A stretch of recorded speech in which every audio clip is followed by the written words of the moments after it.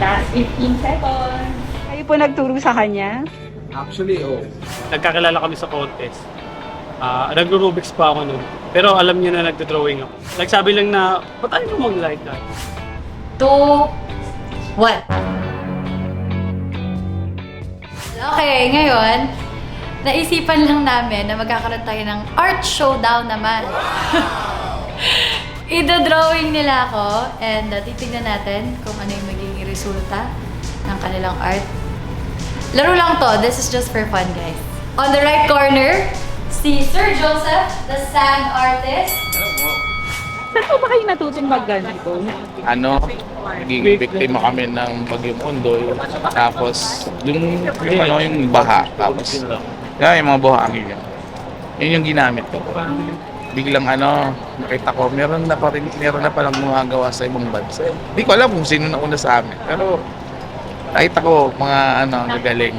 And on the left corner, si Sir Erwin, the light artist. Ang talent ko po ay light art. Nagsimula po ito noong 2017, ng January. Nagkaroon po kasi ng brownout po sa amin. Then, mahilig po akong maglaro ng ilaw sa t-shirt na may glow in the dark. Then, may napanood din po kasi sa ibang bansa na nagla-light art. Doon ko po napag-combine na pwede pala yung ganun. Then, diniscover ko po sa sarili ko kung paano po gawin yung ganung material po. Nagkatapat na po kayo ni Erwin? Oo, madalas.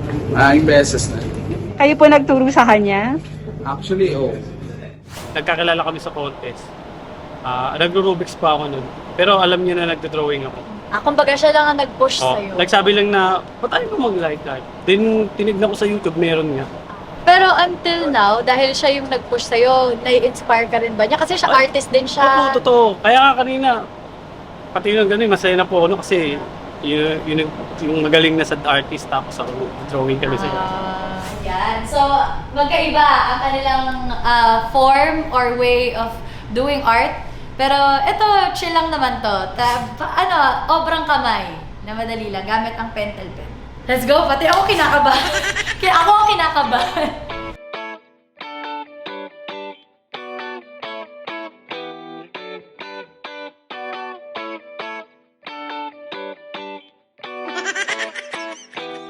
Tsaka matches sila ng shoes. Today.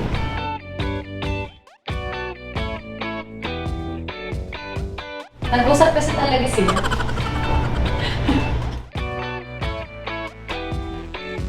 Nakakatawa. Ngayon lang mangyari sa akin to.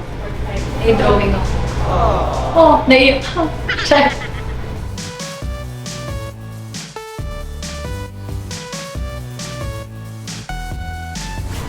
Last 15 seconds.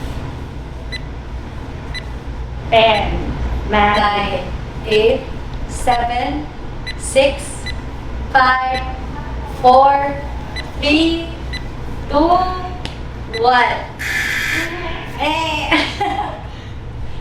And wow! Kapit po kayo kanina. Ayan na! Pa? Excite ako, na kinakabahan ako. Malaki po ba ang difference ng sand art and light art? Malaking difference talaga. For sure, di ba?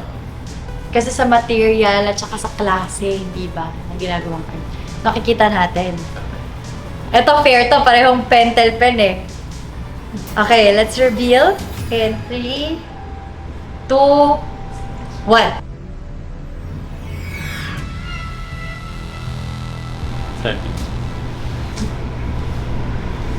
Oh! Wow, magkaiba! Ito parang mas dramatic, naka-side. Ito naman buo. Mas pop art. Mas pop yung dating niya. Gusto ko yung dalawa. Magkaiba sila eh. Ang cute! Thank you po! Oh, may souvenir na ako from them. Good luck guys! Thank you! Thank you!